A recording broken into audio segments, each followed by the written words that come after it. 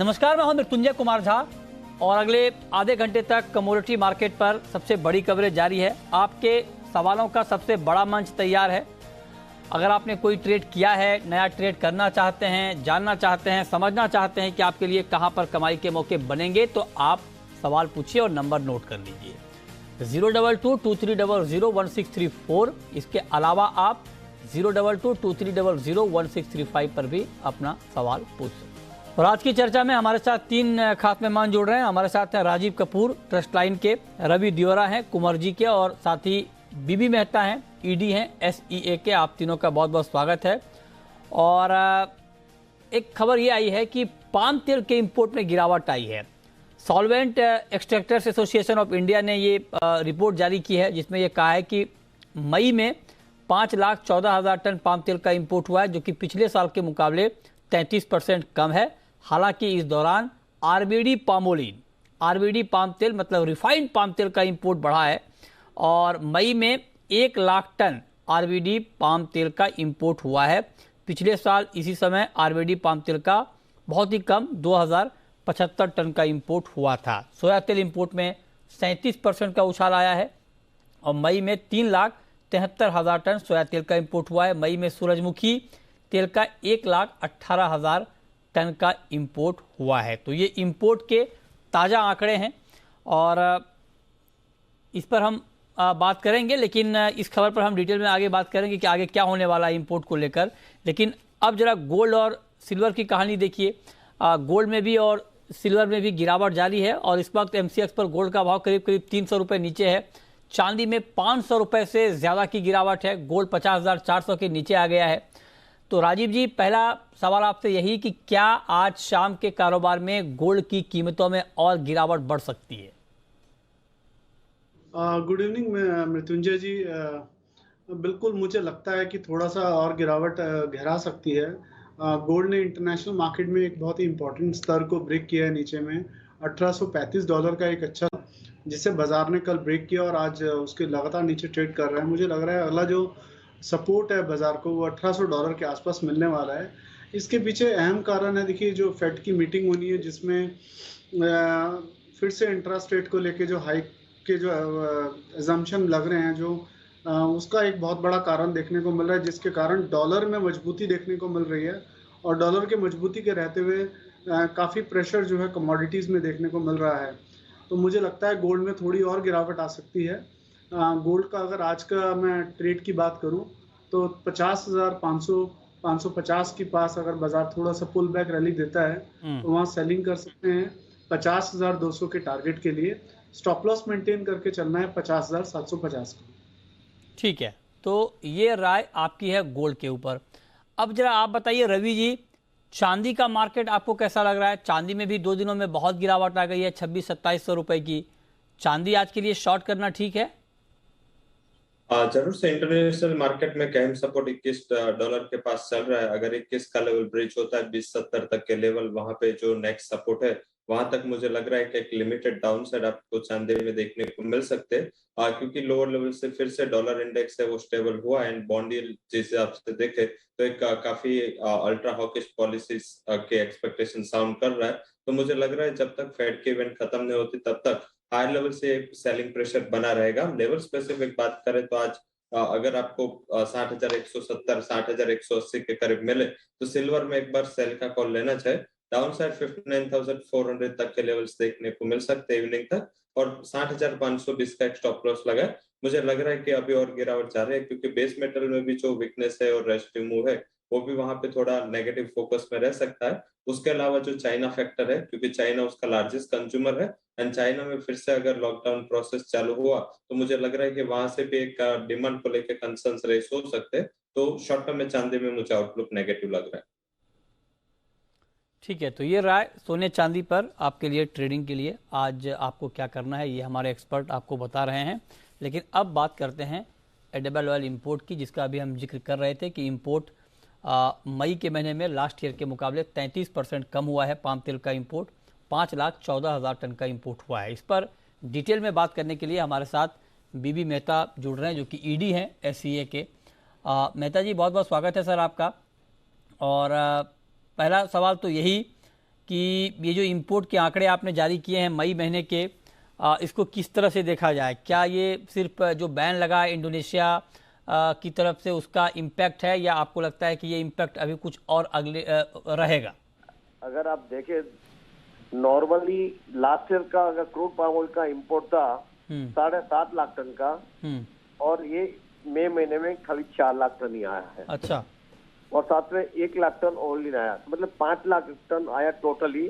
तो 7.5 के मुकाबले 5 लाख टन ही आया। तो डेफिनेटली जो इंडोनेशिया हर महीने हम 3 लाख टन कम लेते थे वो नहीं आया है। दूसरा उसकी अवेजी में सोयाबीन का इम्पोर्ट काफी बड़ा है।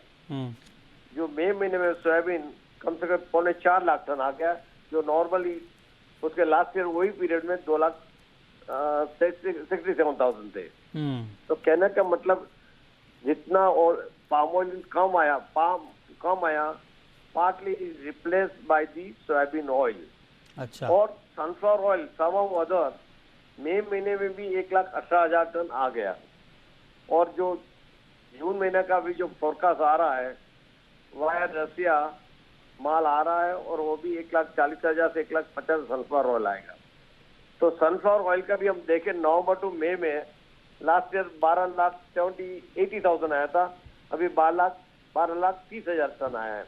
तो प्रैक्टिकली सनफ्लावर का जितना इंपोर्ट लास्ट ईयर हुआ था इतना ही इंपोर्ट हुआ है यूक्रेन का कॉन्फ्लिक्ट होने के बावजूद भी। अच्छा, कहाँ से आया सर ये सनफ्लावर? मेनली रसिया से आ रहा है। अभी भी आ रहा है? हाँ जी, रसिया से तो आ ही रहा है ना माल। अच्छा, तो फिर ये जो रसिया से ज्यादा आ रहा है, यूक्रेन से नहीं आ रहा है? नहीं, यूक्रेन से हो सकता है, ये सब आया है वाया रसिया आ रहा है अभी भी। तो मतलब ये जो बड़ा हल्ला हुआ था बीच में कि रूस यूक्रेन युद्ध से सनफ्लावर ऑयल का बहुत शिपमेंट रुक गया, वो सब अब ठीक हो गया? नहीं, यूक्रेन का मैं नहीं बात करूँ, ये ज्यादा रसिया से माल आ रहा है वो मैं आपको बताना चाहता हूँ। अच्छा। रूस पे क्या नहीं, यूक्रेन का तो अभी भी प्रॉब्लम है। अगर यूक्रेन से कोई बाहर माल निकल के आता होगा तो अलग चीज है, वो हमारे पास इंफॉर्मेशन नहीं है। अच्छा। हाँ, मगर ओवरऑल सप्लाई सनफ्लावर का पहले था इतना ही है, वो मैं आपको बताना मतलब उसमें कभी नहीं आई है सनफ्लावर की सप्लाई में? पाम की सप्लाई में कमी आई और सोयाबीन से भरपाई हो गई। तो ओवरऑल सप्लाई सिचुएशन कंफर्टेबल रही है। हाँ। आप स्टॉक भी देखेंगे तो स्टॉक भी काफी अच्छा रहा है। अच्छा, तो मतलब कुल मिलाकर अभी अगर ये कहा जाए कि एडिबल ऑयल की सप्लाई ठीक ठाक है, सप्लाई के मोर्चे पर कोई दिक्कत नहीं है, तो ये बात ठीक है सर? यस। और अभी स्टॉक भी देखे 1 जून को तो कम से कम 22.5 लाख टन का स्टॉक है। अच्छा। जो लास्ट जून में 19.5 लाख टन था। तो अच्छा, तो 3 लाख टन का स्टॉक भी ज्यादा है। ओह वाह। हाँ। तो सर फिर दाम हाँ, दाम तो कम हुए हैं कुछ, तो क्या ये उम्मीद की जाए कि दाम और घटेंगे? दाम और भी नहीं, और भी कम होने वाले। बेरिंग पिक्चर दिख रहा है। हाँ। आज जैसे अभी इंडोनेशिया का एक्सपोर्ट पाम ऑयल में खुल रहा है, तो उसके वजह से भी सप्लाई पे प्रेशर आए गई, पाम के प्रेशर आए गए और भाव टूट रहे। अगर आप लास्ट 1 हफ्ते में देखें तो काफी भाव टूटा है। तो अपना पाम का भी टूटा है और सोया के भी टूटा है। और उम्मीद है ये कि मार्केट बेरिश ही रहेगी अगले। अच्छा, ठीक है। तो सर एक बात और आपसे, चूंकि आप कह रहे हैं कि दाम भी कम हुए हैं और होंगे भी, तो अब जो दाम कम होंगे इसमें क्या होता है कि अब बहुत सारे लोग ये पूछते हैं कि आपने पूछा कि दाम कम होंगे और आपके एक्सपर्ट ने कह दिया कि हाँ कम होंगे, लेकिन हमें ये पता नहीं चल पा रहा है कि 5 रुपए कम होंगे कि 10 रुपए कम होंगे कि 50 रुपए कम होंगे। तो आपका अनुमान क्या है सर, कितने कम होंगे दाम? नहीं, देखिए 15-20% कम होने की पूरी उम्मीद है अगले 3-4 महीने में। अच्छा। क्योंकि palm oil high cycle production में जा रहा है, तो उसके वजह से भी अवेलेबिलिटी बढ़ेगी। सोयाबीन का एकरेज जो लेटेस्ट में सब आ रहा है उनका नंबर अच्छा है। अच्छा। तो definitely second half of the year जो बोला मैं बोलूँ जुलाई टू दिसंबर में 15 से 20% नीचे आएंगे। बट डोंट एक्सपेक्ट कि will go back what we had, कि 2 साल पहले जो भाव थे उसमें नहीं जाएंगे। बट डेफिनेटली अगला second half of the year है उसमें कंफर्ट लेवल ज्यादा रहेंगे। अच्छा, तो सर इंडोनेशिया, मतलब इंडोनेशिया से अब क्या उम्मीद की जाए, क्योंकि इंडोनेशिया में भी मतलब इतने नियम कानून बदले हैं एक्सपोर्ट के कि उसे समझना बड़ा मुश्किल हो रहा है। कहीं पर कम करते हैं एक्सपोर्ट टैक्स, कहीं पर बढ़ाते हैं। तो जैसा अभी समझने की जरूरत नहीं, उनकी भी अभी मजबूरी है। अच्छा। उनके टैंकेज फुल है हम्म। और हर महीने 2.5 मिलियन एडिशन हो रहा है। अच्छा। तो उनको भी एक्सपोर्ट करना पड़ेगा, इसलिए तो ड्यूटी भी कम की है। हाँ, नहीं तो रखेंगे कहाँ? अभी हमको उनको रिक्वेस्ट करने की जरूरत नहीं है। और विदाउट इंडोनेशिया भी 2 महीना अपना कोई प्रॉब्लम आया नहीं है। तो वही हमें रिक्वेस्ट करेंगे कि ले जाइए तेल हमारे यहाँ। मलेशिया से लेके आए, थाईलैंड से लेके आए, सोयाबीन ज्यादा लेके आई नहीं। अच्छा, तो सर मतलब आप ये कह रहे हैं कि इंडोनेशिया में बहुत तेल है, स्टोरेज फुल है, तो वहाँ पे क्या सर रखने की दिक्कत आ रही है स्टोरेज की? वही तो दिक्कत है, सारे पैकेज फुल हो गई है। अच्छा। देखिए, इंडोनेशिया की जो टोटल प्रोडक्शन है, हाँ। 48 मिलियन टन है। मतलब 4 मिलियन हर महीने पैदा करती है। अच्छा। उसमें उनको 1.5 मिलियन खाली अपने मैंडेट और लोकल कंजम्पशन चाहिए। हाँ। 2.5 मिलियन ऐड होता है। पहले जब ये लगाए बैन तभी 5 मिलियन का स्टॉक था, और 2 महीने में हो सकता है कि और 5 मिलियन ऐड हो गया, 10 मिलियन का स्टॉक हो गया है। तब तो सर हमें फ्री में मांग लेना चाहिए इंडोनेशिया से, रखेंगे कहाँ वो तेल? नहीं, वो इसके लिए तो अभी खोल रहा है ना। अच्छा, नहीं मतलब नहीं खुल रहा है, उनकी मजबूरी से खुल रहा है। हाँ, नहीं मैं तो मतलब आपसे ये सवाल इसलिए पूछ रहा हूँ कि मुझे याद है कि कोरोना का जो पहला वेव आया था 2020 में, और अमेरिका में यही हाल हुआ था क्रूड को लेकर, और वहाँ पर इतना ज़्यादा क्रूड पैदा हो गया, रखने की जगह नहीं थी, माइनस में चले गए थे क्रूड के दाम। मतलब जो स्टोरेज का जो मतलब रेंट था वो बहुत ज़्यादा था, तो लोग रख नहीं पाते थे, माइनस में चला गया था क्रूड के दाम, तो इसीलिए हाँ इंडोनेशिया की वो हालत है कि वो मैंडेट 30% जो यूज कर रहे हैं। हाँ, तो बायोडीजल ज्यादा बनाएंगे। अच्छा। हाँ, अच्छा, तो हाँ ठीक बात है। मगर थोड़े दाम गिर रहा है, अभी आप देखें आज भी दाम गिरे हुए हैं।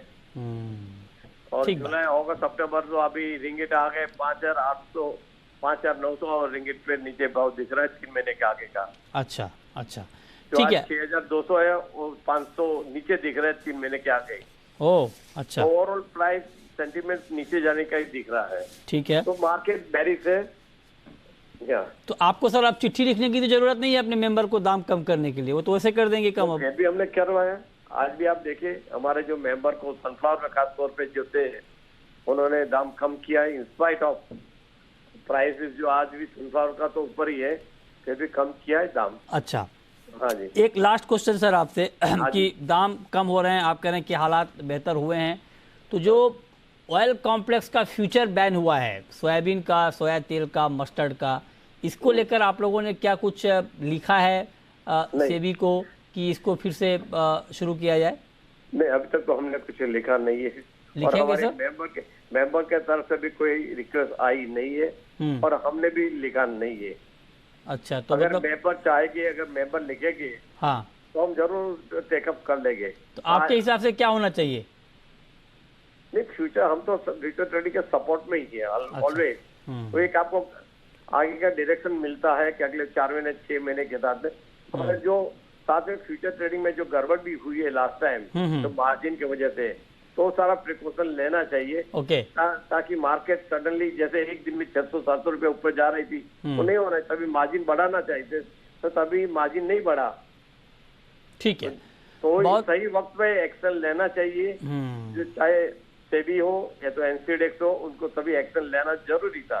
ठीक है, और नहीं हुआ तो तभी गवर्नमेंट को भी ऐसा लग रहा है कि भाव बढ़ने का वजह फ्यूचर ट्रेडिंग है, इसके लिए बैन हो गया है। पर as an industry will prefer to make future to continue. Okay. अगर ऐसी जो गलतियां हुई है वो ध्यान में रख के एप्रोप्रिएट एक्शन लेना चाहिए इमीडिएटली। ठीक है, चलिए, बहुत शुक्रिया मेहता जी आपका जुड़ने के लिए और डिटेल में एडिबल ऑयल मार्केट पर बात करने के लिए। चलिए आगे बढ़ते हैं, और अब हम बात करते हैं क्रूड की। क्रूड पर राजीव जी आज के लिए कोई ट्रेड है? क्योंकि कच्चा तेल आप देखिए कि फिर से रिकवर होना शुरू हुआ है, तेजी भी बढ़ रही है, 35 रुपए के आसपास की तेजी इस वक्त कच्चे तेल में है, 9,478 का लेवल है। एग्जैक्टली इस प्राइस पे कोई ट्रेड क्रूड में? मृत्युंजय जी बिल्कुल ठीक कहा आपने। क्रूड ऑयल जो है इस समय मोस्ट वॉलेटाइल कमोडिटी में आ रहा है एनजी के साथ साथ, और क्रूड ऑयल में 2-3 कारण हैं। एक तरफ तो सप्लाई की चिंता बढ़ी हुई है, दूसरी तरफ मांग को लेके भी चिंता बढ़ रही है, जैसे चाइना में फिर से लॉकडाउन की स्थिति उत्पन्न हो रही है। ट्रेड थोड़ा सा संभल के करना चाहिए, टाइट स्टॉप लॉस से करना चाहिए और इंट्राडे ही रखें। तो हमें लगता है कि थोड़ा गिरावट आने पर बाजार में अराउंड 9440 पर खरीदारी करनी चाहिए। 9360 का स्टॉप लॉस मेंटेन करें, और टारगेट थोड़ा बड़ा नहीं लग रहा क्योंकि 95-50 एक अभी तक हर्डल की तरह एक्ट कर रहा है। पिछले 5-6 दिन से बाजार उसके ऊपर जा नहीं पा रहा है, तो 9550 के टारगेट के लिए ट्रेड करें सर। ठीक है, चलिए अब हम शुरू करते हैं सवाल और जवाब। पहला सवाल है राजेश का। पूछिए Rajesh ji. Good evening sir. Good evening, पूछिए। सर चने और गेहूं पर राय चाहिए थी। यहाँ पे सर तेजी लगती है क्या चने और गेहूं में सर? जैसे कि एमएसपी से नीचे चना चल रहा है सर अभी। चने और गेहूं में बताइए दियोरा जी, कुछ तेजी की उम्मीद कर रहे हैं आप चने में और गेहूं में? चना में मुझे लग रहा है कि अगर आपका व्यू अगस्त तक का है तो मुझे लग रहा है फेस्टिविटी डिमांड काफी अच्छी निकल के आ सकते हैं। प्राइसेस पे एमएसपी के नीचे चल रहा है, तो मुझे यहाँ से बहुत ज्यादा गिरावट नहीं दिख रही। सप्लाई हालांकि वेल बैलेंस है, तो जल्दी आपको इमीडिएट तेजी का अगर आपका व्यू है तो मुझे नहीं दिख रहा है। बट यस, अगर जिस हिसाब से स्पॉट में प्राइसेस चल रहे हैं 4600 से लेके 4700 एक क्वालिटी वाइज प्राइस चल रहा है, तो मुझे लग रहा है कि ये लेवल सही लेवल है। अपर साइड मेरा मानना है अगस्त तक 5400 तक के प्राइसेस दिखने चाहिए, तो आप अपनी पोजीशन अगर फिजिकल में होल्ड कर सकते हैं।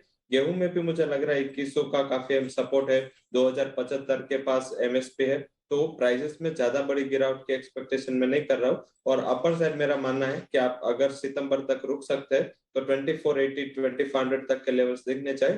दोनों कमोडिटीज में कंपैरेटिव फंडामेंटल साउंड है, दोनों में आप सितंबर तक रुक सकते हैं। ठीक है, अगला सवाल है सौरभ का। पूछिए Saurabh ji.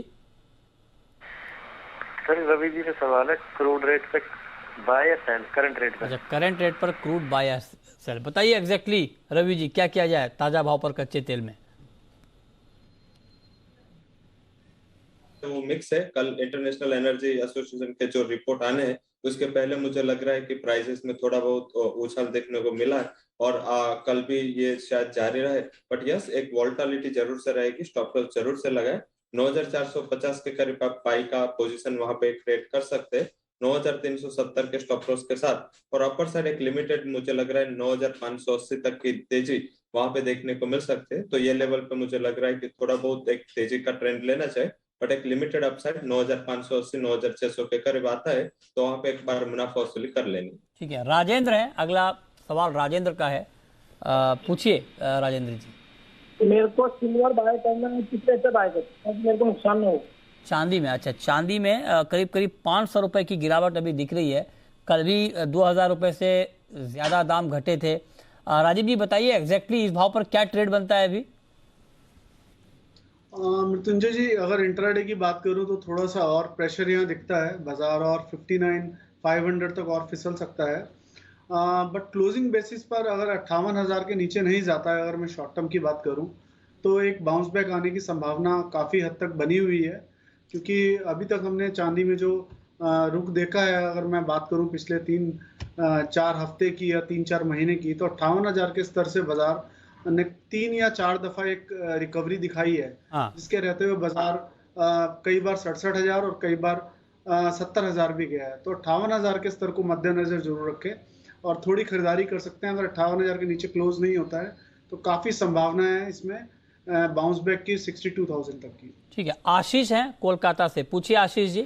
Good evening sir. Good evening, पूछिए सर। सोया ऑयल और मस्टर्ड ऑयल पे आगे क्या गिरावट होगी या कुछ तेजी की संभावना है सर? देखिए, अभी तो गिरावट की बात हो रही है। अभी आपने जब ये सवाल पूछा है इससे कुछ ही देर पहले हमने इसके ऊपर बहुत विस्तार से बात की है, और हमारे साथ अभी ऑयल मार्केट के दिग्गज डॉक्टर बीबी मेहता थे जुड़े हुए, और उन्होंने बहुत साफ शब्दों में ये बात कही है कि आगे खाने के तेल के दाम कम होंगे क्योंकि सप्लाई बढ़ रही है, सप्लाई अच्छी है और आगे दाम कम होने की पूरी संभावना दिख रही है। नेक्स्ट क्वेश्चन प्रहलाद का है। पूछिए प्रहलाद जी। जी सर नमस्कार। नमस्कार, पूछिए। सर जी मानसून आ रहा है तो ग्वार पे सवाल है सर। ये अभी तो मंदा आ रहा है, 2-3 महीने बाद में वापस तेज हो सकता है क्या सर? ग्वार ठीक है, हालांकि पूरी तरह से मानसून पर डिपेंड है ये कमोडिटी, और आगे जो भी खबर आएगी मानसून को लेकर उसका सीधा इम्पैक्ट आप ग्वार के ऊपर देखेंगे। खास करके राजस्थान जो बुआई के इलाके हैं ग्वार के, राजस्थान, गुजरात, हरियाणा, वहाँ पर मानसून की चाल कैसी रहेगी। खास करके पश्चिमी राजस्थान का जो इलाका है जो कि बड़े पैमाने पर ग्वार जहाँ पैदा होता है, वहाँ पर मानसून का सिचुएशन क्या रहता है, उस पर ग्वार की चाल डिपेंड करेगी। राजीव जी क्या कहेंगे आप? मृत्युंजय जी बिल्कुल ठीक कहा आपने। अगर मानसून की स्थिति जाननी हो तो ग्वार के प्राइसेस पे ट्रैक रखें। मुझे लगता है कि बाजार थोड़ा एक रेंज में रहना चाहिए अगर मैं निचले स्तरों की बात करूं तो मुझे लगता है 5500 5550 अच्छे स्तर होंगे ऐड करने के लिए, और 6000 का स्तर थोड़ा सा अभी नेगेटिव लगता है। तो मुझे रेंज में बाजार ट्रेड होता हुआ दिखता है। अगर बिल्कुल कल के इंट्राडे की बात करूं तो 5770 पर बेचना चाहिए छोटे टारगेट के लिए, 5680 के टारगेट के लिए, 5820 के स्टॉप लॉस से। अगर पोजिशनल बेस पे ट्रेड लेना है तो 5550 5500 के बीच में मुझे लगता है कि एक अच्छा खरीदारी का कैंडिडेट बनेगा। ओके, तो ये राय आपकी बन रही है ग्वार के ऊपर, इस पर आप नजर रखिए। अच्छा दियोरा जी, अच्छा चलिए इस बीच सोहन लाल जुड़ रहे हैं हमारे साथ, पूछिए सोहन लाल जी। मिनी में कौन कौन से चालू है? सिल्वर मिनी में नहीं, कापर मिनी, एल्यूमिनियम मिनी, ये सब चालू है क्या? नहीं, अभी तो मेटल में मिनी नहीं चालू है। ओके चलिए ठीक है, इस पर जो भी अपडेट होगा हम आगे आपको बताएंगे। आगे बढ़ते हैं। अच्छा मेटल की चूंकि इनफैक्ट हम बात कर रहे हैं, तो मेटल में दियोरा जी बहुत गिरावट आई है ग्लोबली भी, इंडियन मार्केट में भी। चाइना की चिंता मेटल मार्केट पर हावी है। चाइना में कोरोना के जो मामले बढ़े हैं उससे डिमांड घटने की आशंका बढ़ गई है। आप देखिए कि कॉपर, एल्युमिनियम, जिंक, लेड सारे के सारे मेटल दबाव महसूस कर रहे हैं। आप जरा बताइए मेटल में क्या ट्रेड लिया जाए? जरूर सर, मृत्युंजय जी आप जैसे हेडलाइंस में बात कर रहे थे कि डॉलर एंड चाइना दोनों का मार इस पे हो रहा है, तो आई थिंक मुझे लग रहा है कि वीकनेस जारी रह सकते हैं एटलीस्ट जब तक डॉलर इंडेक्स 104 के नीचे सस्टेन नहीं होता। बॉन्ड यील्ड जो यूएस के ट्रेजरी यील्ड है वो 3 के नीचे नहीं आती, ये प्राइसेस में रेजिस्टेंस बना रहेगा और चाइनीज डिमांड पे कंसर्न है। मुझे लग रहा है यहाँ दो कमोडिटी में मेरा बिकवाली का रुख रहेगा। पहला कॉपर रहेगा क्योंकि चाइना के फंडामेंटल के साथ काफी बड़ा काफी अच्छा कोरिलेशन कॉपर पे है। आई थिंक जिस हिसाब से अभी प्राइसेस चल रहे हैं 762 763 के बिटवीन एक बार सेल करके चले, 755 तक के लेवल में एक्सपेक्ट कर रहा हूँ और 770 के करीब एक स्टॉप लॉस लगा के कॉपर में सेल करना चाहिए। और दूसरा जिंक, वहां भी चाइनीज फंडामेंटल काफी मैटर करते हैं, तो 315 के करीब जिंक में सेल करे। स्टॉप लॉस आप अपर साइड लगा सकते हैं 318 का और डाउन साइड 308 तक के लेवल्स देखने को मिल सकते हैं। तो ये जो बेस मेटल कॉम्प्लेक्स है उसमें कॉपर एंड जिंक में बिग वाली करके ट्रेड लेना चाहिए। महेंद्र है नेक्स्ट कॉलर, पूछिए महेंद्र जी। नमस्ते सर। नमस्कार, पूछिए। सर मेरे पास चना है सर फिजिकल में 150 क्विंटल 150 क्विंटल, तो सर ये 6000 कब तक हो जाएगा? 6000, ओके। राजीव जी कोई उम्मीद अभी 6000 जाने की चने की? नहीं मृत्युंजय जी, मुझे अभी तो लगता नहीं है। जिस तरह से सरकार की भी कवायद है कि कमोडिटीज के प्राइसेस ज्यादा बढ़े ना, तो मुझे लगता नहीं है कि जल्दी 6000 होंगे। ओके ठीक है, तो आपको लगता नहीं कि अभी दाम बढ़ेंगे। नेक्स्ट कॉलर राजेश हैं कच्छ गुजरात से, पूछिए राजेश जी। जी नमस्कार सर। नमस्कार, पूछिए। मेरा सवाल कैस्टर सीड और जीरा में है। अगले 2-3 महीने में कहाँ तक कैस्टर सीड देख पाएंगे और जीरा को सर? कैस्टर और जीरा बताइए दियोरा जी। कैस्टर में थोड़ा बहुत मानसून के न्यूज वहां पे जैसे गोवा में बात किया कि वहां पे सेम इम्पैक्ट होता है, इसमें कॉन्ट्रा इम्पैक्ट मानसून के न्यूज का होता है। जब मानसून का डेवलपमेंट अच्छा होता है तब इसमें काफी कम फार्मर से इंटरेस्ट लेते हैं, तो आई थिंक इसका रिप्लेसमेंट हो जाता है। तो मुझे लग रहा है कि शायद अभी थोड़ी बहुत वॉल्टिलिटी 1 से 2 महीने में रह सकते हैं। लेवल स्पेसिफिक बात करें तो अगर कोई गिरावट आती है 7350 तो वो एक बाइंग की अपॉर्चुनिटी होनी चाहिए। 7700 के लेवल में आपके जो 1 से 2 महीने का आउटलुक है उसमें एक्सपेक्ट कर रहा हूँ। 7080 का एक स्टॉप लॉस लगाए। दूसरा जो कमोडिटी आपने जीरे में पूछा, जीरे में मुझे अक्टूबर तक अच्छी प्राइसेस में मोमेंटम दिख रहे हैं। शायद शॉर्ट टर्म में एक आध महीना कंसोलिडेशन बिटवीन 20,000 टू 21,500 ये एक रेंज रहेगी 20,000 से 21,500। बट मुझे लग रहा है कि ये जो हायर लेवल से गिरावट आई है एक बाइंग की अपॉर्चुनिटी है। आप अगर थोड़े बहुत होल्ड कर सकते हैं तो 20,500 से 21,000 के बिटवीन आप एक्यूमुलेट करें, एवरी डिक्लाइन पे आप बाय करें। अपर साइड मेरा मानना है कि 23,000 तक के लेवल दिखने चाहिए। चलिए नेक्स्ट कॉलर सुनील हैं पानीपत से, पूछिए Sunil ji. Hi sir. Sir मेरा क्वेश्चन गोल्ड पे है। हाँ। और मैं फिजिकल बाई करता हूँ लेकिन मैं रेगुलर ट्रेडिंग करता हूँ। अच्छा। तो मैंने 51,050 पे खरीदा था अभी रिसेंटली जो गोल्ड खरीदा था, तो मुझे क्या करना चाहिए? मुझे इस ट्रेड से बाहर निकल जाना चाहिए क्योंकि मैं एक्सपेक्ट कर रहा था कि बढ़ेगा। इसको एवरेज आउट करके और एडिशनल अमाउंट ऐड करके और फिर उसके बाद हायर प्राइस के लिए रुकना चाहिए। ये 51,000 के आसपास आपने फ्यूचर में बाई किया है? नहीं सर, मैं फिजिकल में ही लिया है MCX के भाव जो मैं बता रहा हूँ। अच्छा ठीक है। हाँ, तो बताइए। मैं रेगुलर ट्रेडिंग करता हूँ लेकिन। हाँ राजीव जी बताइए क्या सुझाव आपका इनके लिए? अभी तो मृत्युंजय जी थोड़ा दबाव लगता है, बट 50,000 का मुझे लगता है स्तर एक अच्छा इंपॉर्टेंट सपोर्ट की तरह काम करना चाहिए। और इंटरनेशनली भी जैसे मैंने पहले बताया था $1800 एक इम्पॉर्टेंट सपोर्ट रहेगा। तो इनको एडवाइस होगी अराउंड 50,200 50,100 के बीच में ये एवरेज आउट कर सकते हैं एक बार, और स्टॉप लॉस मेंटेन करके चलेंगे 49,800 का। ठीक है। और इनकी एवरेज बनेगी अप्रोक्सीमेटली 50,600 के आसपास, तो 50,800 के आसपास से फिर बाहर आ सकते। ओके, चलिए बहुत शुक्रिया राजीव जी आपका और रवि दियोरा जी आपका जुड़ने के लिए, बताने के लिए कहां पर कमाई के मौके बनेंगे और ढेर सारे सवालों के जवाब देने के लिए।